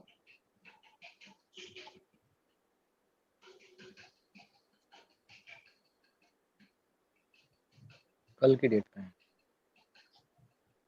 अब देखो ये क्वेश्चन आया, आप लोग इसका सही आंसर नहीं दे पाए Friday second. हैं? Fortnight, sir. Sir, last date of the month. नहीं लास्ट नहीं, date of the fortnight, month, sir. Average fortnight. Average fortnightly. Fortnightly, sir. चलो देखो, आपने 3 ऑप्शन दे दिए, तीनों आंसर गलत है। इसका आंसर है लास्ट फोर्टनाइट एनडीटीएल। एग्जांपल लेता हूं मैं। जैसे फोर्टनाइट क्या होता है? हमारा फोर्टनाइट होता है जो हमारा 15th के आसपास फ्राइडे होता है, उसको हम फर्स्ट फोर्टनाइट। 30th के आसपास का जो फ्राइडे होता है उसको हम सेकंड फोर्टनाइट बोलते हैं। ठीक है, सपोज कीजिए 14 को फ्राइडे है, तो 14 का फ्राइडे यानी कि वो मिड में आ रहा है, तो 14th का जो फ्राइडे है वो हमारा फर्स्ट फोर्टनाइट हो जाएगा अगर फ्राइडे 14 को है, तो फर्स्ट फोर्टनाइट हो जाएगा। और जो ये फर्स्ट फोर्टनाइट है 14 के बाद 15 से 16, 17 से लेकर के और 28 तक हम लोग इसके एनडीटीएल को यूज करेंगे। यानी 15th को जब हम बैंक बंद करेंगे उस दिन हमारा सीआरआर 14th के एनडीटीएल के 4% होना चाहिए। ठीक है, ऐसे ही अगर हम यानी 15 का भी 14 से देखेंगे, 16 का भी 14 से देखेंगे, 17 का भी 14 से देखेंगे और 28 तक हम इसी को यूज करेंगे। 29 की अगर हम बात करेंगे तो हम 28 का देखेंगे, 30 की बात करेंगे तो 28 का देखेंगे। अंडरस्टूड? ऐसे तो उसको बोलते हैं एनडीटीएल ऑफ लास्ट फोर्टनाइट। ठीक है, अगर हम मेंटेन नहीं करेंगे तो हमें पेनल्टी लगेगा। सर हाँ, किसी मंथ में 3 फ्राइडे आ गया तो उसका क्या क्या प्रोविजन हो सकता है? मैंने बताया कि 30th के आसपास का जो फ्राइडे है, सपोज कीजिए एक फ्राइडे आपका 31st को पड़ गया, वो 5th है मान लिया, अगर वो 5th है तो उसको आप सेकंड वाला फोर्टनाइट मानेंगे और जो शुरू में थर्ड पड़ा होगा, मतलब आप 15 के आसपास वाला फ्राइडे देखेंगे, 15 के आगे नहीं, 15 से पहले वाला फ्राइडे। 15 से पहले वाला जो भी फ्राइडे है उसे आप सेकंड वो फर्स्ट बोलेंगे और 30th से पहले वाला जो भी फ्राइडे है उसे आप सेकंड फोर्टनाइट बोलेंगे। ठीक है, अब बात आती है थ्योरेटिकल और प्रैक्टिकल में पेनल्टी पड़ती है।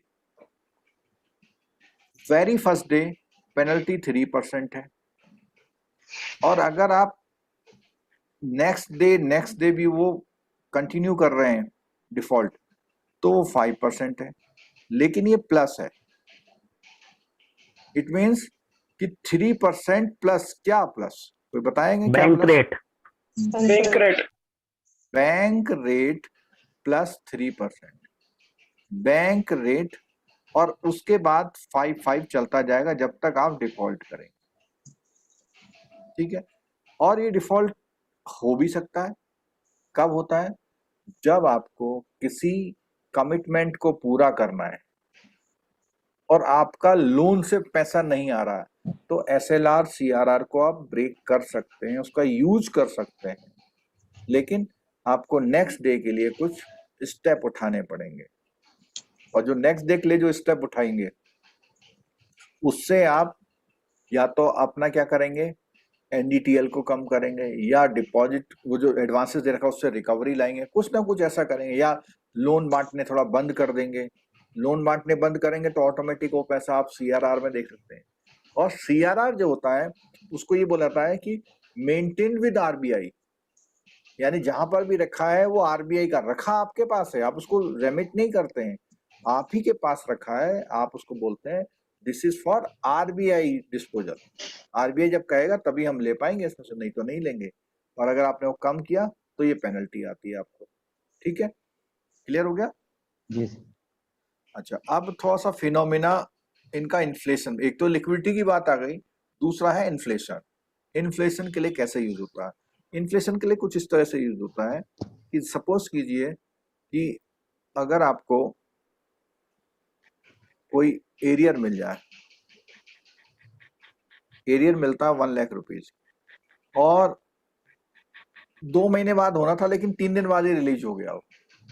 तो जब आप 1 लाख रुपए मार्केट में लेके जाते हैं तो आपका जो साइकोलॉजिकल कंट्रोल होता है वो खत्म हो जाता है। आप कोई भी चीज किसी भी रेट में ले आते हैं। धन्यवाद। सपोज कीजिए आप एरियर आया तो आपने 80,000 का आईफोन 12-13 जो भी आता है वो ले लिया, ठीक है, एप्पल का आईफोन ले लिया और कुछ आपने गारमेंट ले लिए और बाकी बची आज आपने पार्टी कर ली। ये एकदम नॉर्मल फिनोमेना है, ये आपका नॉर्मल फिनोमेना है जब आपके पास कोई मनी आती है। अब क्या हुआ कि जब आपको 1 लाख मिले तो आपसे बोला गया कि 10,000 सेविंग कर लेना। तो जब आपको जैसे ही 10,000 सेविंग की बात करी तो आपका साइकोलॉजी थोड़ी सी चेंज हो जाती है। और वो क्या चेंज होती है? 1 लाख रुपए थे, 10,000 तो गए, 90 रह गए। उसी 90 में आप लेना तो आईफोन 13 ही चाहते हैं, तो आप क्या करेंगे? डिफरेंट वेबसाइट जाएंगे, फ्लिपकार्ट जाएंगे, अमेजोन जाएंगे, किसी भी तरह उसको 75 में ले लेंगे। गारमेंट में भी डिस्काउंट वाली शॉप में जाएंगे, पार्टी में भी थोड़ा सा कटिंग कर लेंगे, ठीक है। अब क्या हुआ? सेकंड स्टेप क्या होता है? सेकंड स्टेप में आपको 10,000 सेव करने हैं और एक और आपको इंस्ट्रक्शन आ गई कि आपने एक पावर बैंक भी लेना है। क्या लेना है? Power bank. और वो पावर बैंक पहले से डिसाइडेड है 5,000 का लेना है, ठीक है। तो अब आपके पास जो पैसे होते हैं 10,000 तो आपको सेव करने हैं, ठीक है। 5,000 का पावर बैंक लेना है। आपके पास मनी जो रह गई इस समय सिर्फ 85 रह गई। अब 85 में या तो आप इसी को 70 का लेना चाहेंगे या आप अपना जो रिक्वायरमेंट है, अपना जो मॉडल है, वो दूसरा फोन ले लेंगे आप कि भाई आप ये मान लेंगे मेरी हैसियत नहीं है इतनी। ऐसे ही सेकंड में कुछ गारमेंट कुछ वो करके आप किसी भी तरह इसको कंट्रोल करेंगे, चाहे गारमेंट, और इसमें आपने कंप्रोमाइज नहीं किया। तो कुल मिला के आप ये करिए। तो जो पहला कंट्रोल लगा, पहले कंट्रोल को बोलते हैं CRR और दूसरे कंट्रोल को बोलते हैं SLR। क्या फर्क हुआ? CRR में आपने मनी को यूज नहीं किया, सेविंग कर ली। SLR में आपने एक स्पेसिफाइड सिक्योरिटी में इन्वेस्ट किया। तो ये बैंक के लिए इंस्ट्रक्शंस हैं सारी। अब आप कहेंगे इससे महंगाई कहाँ कम हुई? महंगाई कम हुई। सेम फोन 80,000 का 75,000 में लिया आप। यानी इन्फ्लेशन को कम करना, इन्फ्लेशन को कम करने के लिए जो ह्यूमन बींग्स होता है उसकी जो सरप्लस या एक्सपेंसेस की कैपेसिटी है उसको कंट्रोल करना। और आपने देखा होगा कि जिस समय आपकी जेब पर्स भरा रहता कुछ भी आप ले लेते हैं, लेकिन जिस समय 23-24 की डेट आती है, सैलरी आने वाली होती है, तो डेफिनेटली पर्स कुछ हल्का हो जाता है। आप कुछ लेने के समय ना थोड़ा सोचते हैं यार अभी 2 दिन और है, आज नहीं लेता, या अगर इतने में मिल जाएगा तो ले लेंगे। इसे आप प्रैक्टिकल करके देखना। आपके जेब में पैसे ज्यादा हों तो ऐसा सोचना कि आपके जेब में पैसे कम है और आप खरीदने जाना, आप बार्गेनिंग करके लाएंगे, सस्ता लेके आएंगे उसको, ठीक है, क्योंकि आपको पता है कि नहीं है मेरे पास, साइकोलॉजी है। तो ऐसे ही आपने नेक्स्ट टाइम में या तो वही फोन 65 का लिया, नहीं तो आपने डाउनग्रेड कर लिया अपने आप को। तो क्या होता है, लग्जरियस चीजों पे की सेल होना महंगाई बढ़ाता है, तो ये भी कंट्रोल हुआ। ऐसे ही आपने डिस्काउंट वगैरह पे देखा, ऐसे ही आपने होटल में भी गए तो वहां भी डिस्काउंट मिलते हैं।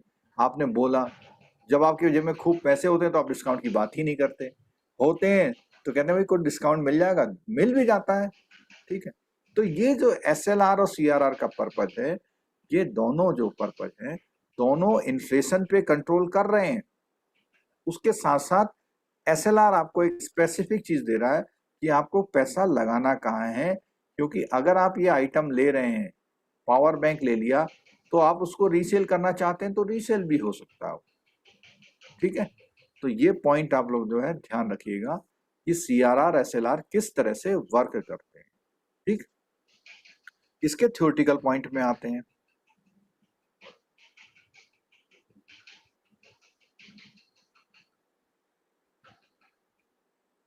क्लास कल भी 10 o'clock पे है और ये हमने पहले से आपको अनाउंस किया हुआ है। सर ये पीडीएफ मिल सकती हैं? बिल्कुल मिलेगी, लेकिन टॉपिक थोड़ा सा कंप्लीट सा कर लेना। लास्ट वाली भी देनी है मैंने, तो ये आज दे दूंगा मैं, ठीक है। ये पीडीएफ का बेनिफिट आपको ये मिलेगा, आप इस पीडीएफ को जब ऐसे आगे बढ़ाएंगे ना तो जल्दी याद आ सकता है कि अच्छा यहाँ ये बात हुई थी, यहाँ ये पॉइंट हुआ था, रिवीजन के लिए काम आ सकती है, ठीक है। और जो बाकी तो आपने बुक में सब पढ़ाया लिखा ही उसके हुआ। मतलब वही सेव करके सर पीडीएफ शेयर कीजिएगा। हाँ, ये इसी चैप्टर का मिलेगा। नहीं सर, जो आप जहाँ जहाँ पे मार्क कर रहे हैं, जहाँ जहाँ पे समझा रहे हैं, हाँ, कि यही total- मिलेगा सेम, यही सेम आपको जो है लास्ट बैच में भी हमने शेयर किए थे, ये जो दिख रहा है ना, ये सेम यही मिलेगा एकदम, ठीक है। लास्ट बैच में भी हमने शेयर किए थे। बस ये है क्या है, हमारे बैंक वालों की एक आदत होती है, आप लोगों में से कितने लोग ट्रेनिंग जो फिजिकल ट्रेनिंग्स होती थी उसमें गए हुए हैं? जी सर मैं गया हूँ। गए हैं? मैं भी गया हूँ सर। तो वहां पे कैसे पढ़ाते हैं? पीपीटी से पढ़ाते हैं ना? जी है? जी पीपीटी। हाँ जी सर। और हम सब बैंकर क्या कहते हैं सर से? सर ये थोड़ा दे दीजिएगा, ये थोड़ा दे दीजिए। मेल कर दीजिएगा। हैंड आउट मेल का जमाना पेन तो अब ड्राइव आ है। गया है ना, मतलब लेना जरूर है चाहे पेन ड्राइव में भी। तो लेकिन हम देंगे आपको, ठीक है। हम लोगों को इकट्ठे करने की आदत है ना, तो मेट लेते थे। सर बुक्स पुरानी हो चुकी है, सिलेबस अपडेट हो चुका है। नहीं, ये हम तो अपडेट देंगे आपको, आप चिंता नहीं करो, ठीक है। हम आपको अपडेट देंगे, बुक में बहुत चेंज आ गए हैं, इसलिए मांग रहे हैं सर। तो मीना जी आजकल कुछ नहीं बोलते हैं, तो खराब लगता सर हैं? सर मीना जी आजकल हाँ। कुछ नहीं बोलते। बोलिए, अनुज कुमार सिंह कुछ बोल रहे हैं?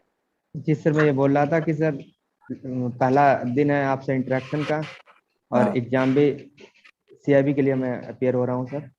वो तो हाँ ठीक, सुनिए, सुनो मैं समझ गया जो आपका। भी जब जो मैं भी नहीं आप सुनिए तो, जी सर जब मैं YouTube अभी जो हमारी क्लास चल रही है इसको कंप्लीट करके YouTube बंद कर दूंगा, फिर ये पर्सनल बातें मैं आपसे इंडिविजुअल कर लूंगा, ठीक है। ठीक है ये हम करेंगे बात है। अभी हम टॉपिक को थोड़ा बढ़ा लेते हैं आगे, फिर आगे बढ़ेंगे। तो जो हमने बातें बताई थी कैश रिजर्व रेशियो में, देखिए सेक्शन 42 है, ठीक है। और all scheduled commercial bank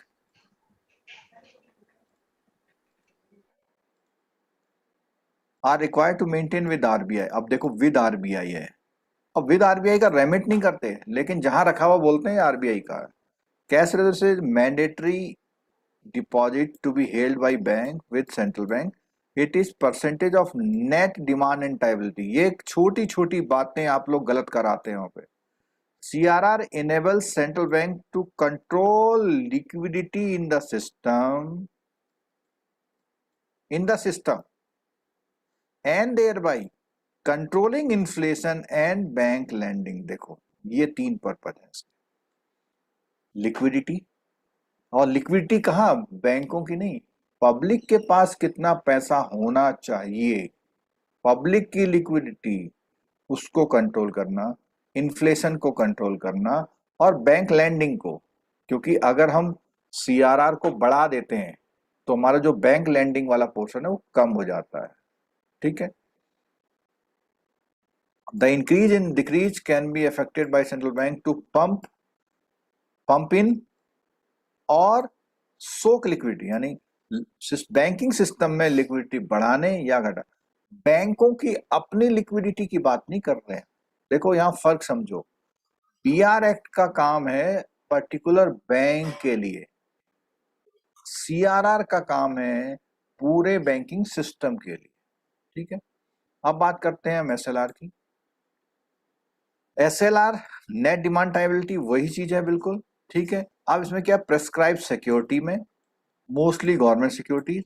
Apart from CRR, every bank is required to maintain in India at close of business every day a minimum proportion of the NDTL as liquid asset in the form of cash, gold or unencumbered approved government securities का मतलब है कि जो भी security है वो कहीं पे लियन में नहीं होनी चाहिए, प्योर होनी चाहिए, क्योंकि जब जरूरत पड़ेगी तो फिर फायदा उठा नहीं पाएंगे ना आप उसका।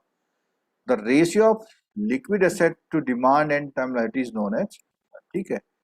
और इंक्रीज, अब देखो यहाँ पे देखना एक बात, increase in decrease CRR SLR contracts and expense. अगर आप इंक्रीज करेंगे CRR को तो आपका लैंडिंग कम हो जाएगा, और अगर डिक्रीज करेंगे तो आपका लैंडिंग बढ़ जाएगा, ठीक है। अच्छा, नेक्स्ट मार्केट है हमारा इक्विटी एंड डेट मार्केट। अब equity and debt market, equity की अगर हम बात करते हैं तो प्योरली हमारा जो शेयर मार्केट है, इक्विटी का मतलब शेयर मार्केट से, और डेट मार्केट में हमारा शेयर मार्केट के साथ साथ हमारी सिक्योरिटीज भी है, डिबेंचर बॉन्ड्स भी आते हैं। तो क्या बोलता है, कॉर्पोरेट सिक्योरिटीज जैसे कि बॉन्ड, डिबेंचर, कन्वर्टिबल डिबेंचर, और ये चीजें आपकी आती हैं डेट में, ठीक है। While debenture holder enjoy very high liquidity, और डिबेंचर वालों को क्या होता है, पेमेंट, यानी कि उसको जब जरूरत होती है तो उसका पेमेंट जल्दी मिल जाता है, क्योंकि सबसे पहले अगर कंपनी लिक्विडेशन में आती है तो सबसे पहले जो पेमेंट होता है वो debenture. All securities coated on stock exchanges and freely bought and sold on these exchanges can be issued only after obtaining approval from the capital। तो कोई भी सिक्योरिटी या बॉन्ड को अगर आपको स्टॉक एक्सचेंज में करना तो पहले आपको कैपिटल मार्केट की परमिशन लेनी पड़ेगी। अगले इंटरमीडिएट आते हैं स्टॉक एक्सचेंजेस, जिसको हम शेयर मार्केट बोलते हैं। और ये जो शेयर मार्केट होते हैं एक तरह से क्लियरिंग हाउस होते हैं, किस चीज के, security, netting of payments and security delivery, clearing house, guarantee all payment है। अब इसमें क्या होता है, अगर किसी ने कहा मैं अपने इतने शेयर बेच रहा हूं और किसी ने पैसे दे दिए, तो जिसने पैसे दिए उसको सिक्योरिटी दिलवाने का काम ये स्टॉक एक्सचेंज करता है, क्योंकि स्टॉक एक्सचेंज के बाद जितने लोगों की सिक्योरिटी होती है उसकी लिस्ट होती है और वो डीमेट अकाउंट से लिंक होकर ऑथराइज होती है, ठीक है। ब्रोकर कौन होते हैं, जो आपको, जो जितने भी ब्रोकर हैं वो आपके स्टॉक एक्सचेंज में अप्रूव्ड रजिस्टर्ड होते हैं। Broker perform the job of intermediating. अब जब हमने बात करी थी कि इंटरमीडियरी कौन कौन होते हैं, तो ब्रोकर भी इंटरमीडियरीज होते हैं, और वो बायर और सेलर में। तो बायर जो होता है वो सरप्लस फंड वाला होता है, और सेलर जो होता है डिफिसिट फंड वाला होता है। तो बायर पैसा देगा तो डिफिसिट को मिल जाएगा। They help build up an order book, carry out price discovery and are responsible for brokers contract being honored। तो क्या क्या चीज है, एक तो ऑर्डर बुक बनाते हैं किसने कितना लेना है, और प्राइस की डिस्कवरी करते हैं कि आजकल मार्केट में प्राइस क्या चल रहा है, किस कितने में डील होगा, तो ये सब चीजें करते हैं। एक पॉइंट इसमें बहुत इंपॉर्टेंट आता है, इक्विटी एंड डेट रेजर, इसको कई स्टूडेंट्स नहीं क्लियर कर पाते हैं। वो क्या चीज है, companies wishing to raise equity और debt through stock exchanges have to approach capital market regulator. तो जिसको भी इक्विटी या डेट की फॉर्म में फंडिंग चाहिए होती है तो उसको वहां पर रजिस्टर करना पड़ता है। With the prescribed applications, a proforma prospectus for permission to raise equity and debt and to get them listed on a stock exchange. Next बात आती है इन्वेस्टमेंट बैंकर। ये भी बहुत से स्टूडेंट को कंफ्यूजन होता है, उन्हें लगता है कि ये बैंक है। ये बैंकर नाम जरूर है, बैंक नहीं है, ये बैंकर्स हैं। ये बैंकर क्या करते हैं, जो कॉरपोरेट होते हैं उनको फंडिंग अरेंज कराना, उनके आईपीओ को लाना, उनके मर्जर को करना, ये सब हेल्प करते हैं, और ये सेबी के कंट्रोल में आते हैं। बार बार बोल रहा हूँ, सेबी के कंट्रोल में। Merchant bank understand a number of activities such as undertaking the issue of stock, fundraising and management.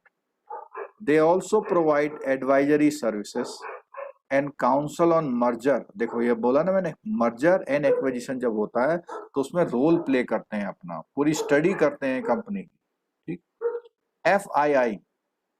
FII के बारे में बहुत सिंपल सी बात है कि जो भी फॉरेन इंस्टीट्यूशनल इन्वेस्टर है वो आ करके पहले अपने आप को सेबी में रजिस्टर्ड करते हैं। जब सेबी में रजिस्टर्ड करेंगे तभी वो ट्रेडिंग कर सकते हैं, और बहुत ही बल्क अमाउंट में यहाँ से मनी परचेज करते हैं और वहाँ से मतलब सिक्योरिटी परचेज करते हैं और जरूरत पड़ने में उसे सेल करते हैं। FII is an investor or investment fund that in the form or registered in a country outside of the one of the which currently investing, यानी जिस कंट्री में इन्वेस्ट करेंगे वहां रजिस्टर्ड कराते हैं अपने आप को, ठीक है। और बहुत स्टॉक एक्सचेंज में बहुत बड़ा रोल प्ले करते हैं। डिपॉजिटरीज, ये भी कई बार क्वेश्चंस होते हैं, डिपॉजिटरीज क्या होती हैं। मैं अभी आपसे एक क्वेश्चन पूछूंगा, आप लोगों ने डीमेट अकाउंट खोले होंगे, तो अभी इसका आंसर देना है आपने। 2-4 लोग आंसर दे दीजिए कि आपका डीमेट अकाउंट इसके साथ है या इसके साथ है। CDSL NSDL। बस NSDL आंसर नहीं दिया मेरे को, बस ठीक है। जिन लोगों ने आंसर नहीं दिया, अगर उनका डीमेट अकाउंट है, अपने डीमेट अकाउंट के बारे में देखिएगा। और मुझे दोनों आंसर मिल गए। इट मीन्स कि जब भी आप डीमेट अकाउंट खोलते हैं तो आपको पता होना चाहिए कि आपका डीमेट अकाउंट NSDL के साथ है या CDSL के साथ है। गवर्नमेंट ऑफ इंडिया ने 2 डिपॉजिटरीज इंडिया में ऑथराइज की हुई हैं, दोनों सेम तरह से काम करती हैं। इस तरह से मान लीजिए कि CBS अकाउंट चाहे PNB में खोलिए या स्टेट बैंक में खोलिए, लगभग एक सही होता है। इस तरह से मान लीजिए, ठीक है। On instruction of the stock exchange, clearing house supported by documentation, a depository transfer securities from the buyer to seller, यानी वो इलेक्ट्रॉनिक फॉर्म में किसी के शेयर रखती है, उन शेयर्स को कहीं ट्रांसफर करने का काम करती है, ठीक है। म्यूचुअल फंड, तो म्यूचुअल फंड का बेसिक चीज आपको पता है, हम जब चैप्टर लेंगे तो अलग से बात करेंगे। रजिस्ट्रार कौन होते हैं इसके बारे में बात कर लेते हैं। Registrar maintain A register of shares and debenture holder and process share and debenture allocation. Allocation से मतलब होता है जब आपका IPO आता है, NFO आता है, तो इनिशियल पब्लिक ऑफर या न्यू फंड ऑफर, उस कंडीशन में आपको इनका एलोकेशन करती कि आपको कितने मिले, जिसको नहीं मिलेगी उसको वापस कर देगी। व्हेन इश्यू आर सब्सक्राइब, वही NFO, ठीक है। Registrar 2 needed to regulators approval to do the business. अब कोई भी रजिस्ट्रार है, अगर उसे रजिस्ट्रार का काम करना है तो उसको रेगुलेटर, सेबी, क्योंकि ये दोनों चीजें सेबी कंट्रोल्ड होती हैं, ठीक है। अगला पॉइंट है IRDAI, ठीक है, इसमें आई भी जुड़ गया है, तो ये इंश्योरेंस और उसमें काम करता है। एक पॉइंट और है हमारा, the multi commodity exchange of India limited, ठीक है, multi commodity exchange of limited. अब इसने क्या काम किया देखो, मल्टी कमोडिटी, कमोडिटी से मतलब वैसे सामान होता है, तो यहाँ पर कई तरह की चीजों में डील करने का exchange.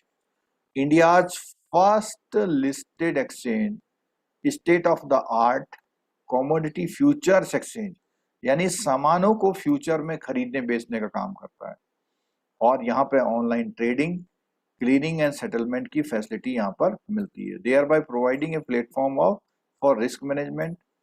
The exchange which was started operation इतना operate within the regulatory framework of the, अब ये फॉरवर्ड कॉन्ट्रैक्ट रेगुलेशन एक्ट है 1952 का, उसमें जो भी रूल्स है उसके अकॉर्डिंग ये काम करता है। 5-6 क्वेश्चन है, जल्दी से कर लेंगे तो हमें थोड़ा सा फ्रेश वो हो जाएगा इसमें। पहला क्वेश्चन है, whether the following statement true or false, RBI has direct supervision, इसमें आप लोग इन्वॉल्व हो सकते हैं, और आंसर देख के आंसर देना अच्छी बात नहीं है, ये मैंने पहले बता दिया आपको। पहला क्वेश्चन है, RBI has direct supervision over depositories and mutual fund, false, गलत बात। फॉल्स है sir. Monetary control is exercised through cash reserve ratio and SLR, correct. True है sir. correct, True. correct. Primary dealers mainly deals in share mutual fund, false, false। No no no false. वो केवल government security, ना तो share से deal करते हैं ना mutual fund. Issue and servicing the government debt is managed by commercial bank? No. No, False है. only False. by RBI. ठीक है, RBI. इनके द्वारा नहीं. The decrease in statutory liquidity ratio contract the credit creation. Contract का मतलब कम कर देता No, है. no, no, no. False. False. अगर हम SLR को कम करेंगे तो हमारा ये वाला हिस्सा बढ़ जाएगा, और इसने बोला कॉन्ट्रैक्ट करता है, तो ये गलत. ठीक है, चलो अगला है, choose the correct word from the bracket in complete. Depositories hold securities in the form, किस फॉर्म में होती है? Demat form. Demat DRR is the deposit to be held by the bank with RBI. कैसा है? Voluntarily mandatory? Mandatory. Mandatory. The provide clearing house facility for netting of payment settlement in the delivery. कौन Stock करता है? exchanges. Stock exchange. PD. Stock exchange. नहीं, Stock exchange. PD तो intermediary है, वो तो पार्टिसिपेट करता है. Urban cooperative bank are controlled by state and RBI. State and State government government. And Government. Government और RBI. ठीक है. Leasing, hire purchase, bill discounting are the domain of, ये काम NBFC. कौन करते हैं? NBFC. एनबीएफसी करते हैं. NBFCs. एनबीएफसी करते हैं. डिस्टिंग, अच्छा तो वैसे क्वेश्चन हो गए, लॉन्ग क्वेश्चन हो गए, तो ठीक है, ये पूरा हो गया. और अब हम छोटी सी डिस्कशन करेंगे. 1-2 मिनट में यूट्यूब वालों से कुछ पूछ लेता हूँ और फिर आपसे बात करूंगा. हाँ, यूट्यूब में कोई क्वेश्चन पूछना चाहे तो इस समय वो लिख करके क्वेश्चन पूछ सकते हैं. 5 मिनट में यूट्यूब वालों को दूंगा, उसके बाद 15-20 मिनट में बात करूंगा जूम पे, क्योंकि हमें स्ट्रेटेजी चॉक आउट करनी है, जो प्रॉब्लम्स है वो सॉर्ट आउट करनी है इसमें. और अभी जो है CIB के कोर टॉपिक शुरू नहीं हुए हैं, इसलिए ऐसा हो सकता है कि आपको थोड़ा सा इजी लग रहा हो. जब हम प्योर इसमें CIB के टॉपिक में आएंगे तो वहां पर जो है आपको लगेगा कि अब हम CIB पढ़ रहे हैं, लेकिन उस पॉइंट ऑफ टाइम पे अगर बेसिक क्लियर नहीं होंगे तो फिर प्रॉब्लम्स आती हैं. कोई क्वेश्चन किसी के पास नहीं है लग रहा है, तो यूट्यूब वाले चाहें तो क्लास छोड़ सकते हैं और सैटरडे संडे में जो हमने ऑफर निकाला हुआ है उसका यूज कर सकते हैं. आज और कल वो ऑफर चलेगा. लाइव क्लास पर ऑफर है ये, रिकॉर्डेड पर कोई ऑफर नहीं है. ये क्वेश्चन आया है यूट्यूब में संतोष कुमार जी का, पेमेंट बैंक कितना तक डिपॉजिट एक्सेप्ट कर सकते हैं? 1 लाख आंसर हमने पढ़ा था वहां पर. क्या इसमें कोई चेंज आया है? नहीं सर, वही है. वही है, तो वो 1 लाख रखें. अच्छा, जो चीजें हमारी कई बार क्या होता है रिसेंट में चेंज आते हैं, तो आप लोग टच में रहते हैं. अगर किसी को कोई इन्फॉर्मेशन रहती है तो उसके ऑथेंटिक डॉक्यूमेंट के साथ आप हमसे डिस्कस कर सकते हैं, सबके लिए बेनिफिटेड होता है उसमें. ठीक है, सोनम सिंह CIB का टॉपिक ले लीजिए, बिल्कुल लेंगे. बेसिक एक बार साथ चलने दीजिए. आज और कल छोड़ के कल जो हमारा CIB के स्पेसिफिक टॉपिक्स में से ट्रेजरी वाले में से treasury bill, call money, notice money, इसकी बात करेंगे कल हम. जी. अच्छा, ये बोल रहे हैं नाउ 2 लाख जो पेमेंट बैंक की जो कैपेसिटी है वो क्या 2 लाख हो गई है?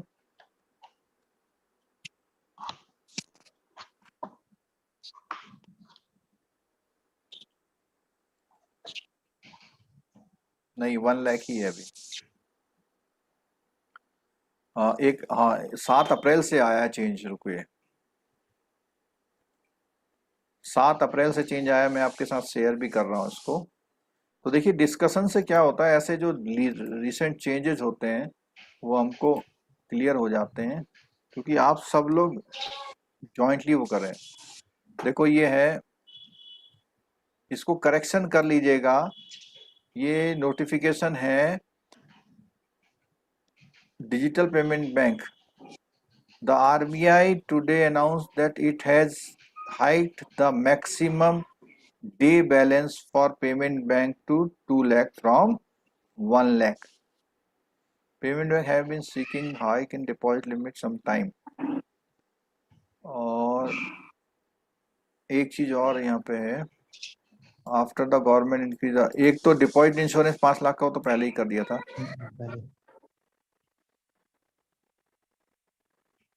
तो ठीक है, ये करेक्शन आप लोग कर लेंगे, ये कहीं नोट कर लीजिए। पेमेंट बैंक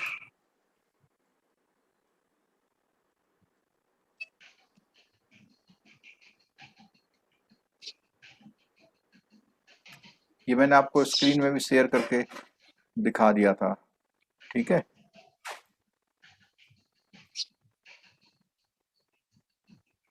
सर हाँ सीआरआर का नॉन मेंटेनेंस पे वो जो हाँ डिफरेंस पे पेनल्टी लगता है या पूरा का पेनल्टी लगता है?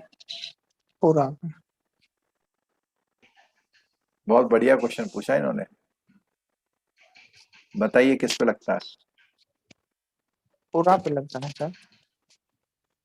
पूरे पे लगेगा? डिफरेंस लगता है। लॉजिकली बात करें तो डिफरेंस पे लगना चाहिए, जो शॉर्ट अमाउंट है सर उस पर लगेगा। उस पे लॉजिकली बात करें। चलो इसको हम अभी हम क्लियर भी करते हैं, रुको एक मिनट। हाँ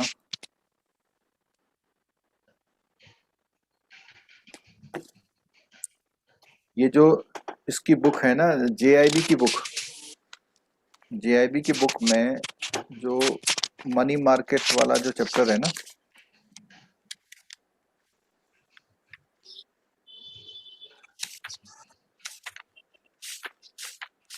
आरबीआई कंट्रोल सेकंड चैप्टर में sir,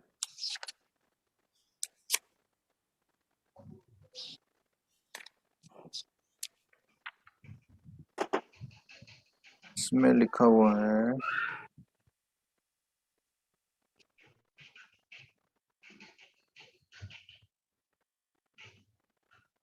fails to maintain the required amount of SLR, it shall be liable to pay RBI in the respect of default the penal interest for the day at the rate of 3% per annum above in the shortfall लिखा हुआ है। तो ये बिल्कुल clear cut हो गया shortfall पे। तो लॉजिकली भी हम वो बोल रहे थे कि शॉर्टफॉल पे होगा, ठीक है, क्लियर हो गया। शॉर्टफॉल पे जितना कम होगा, क्योंकि जी ये जस्टिफाइड भी है कि जितना आपने कर रखा उस पर तो पेनल्टी नहीं लगेगा ना, ठीक है।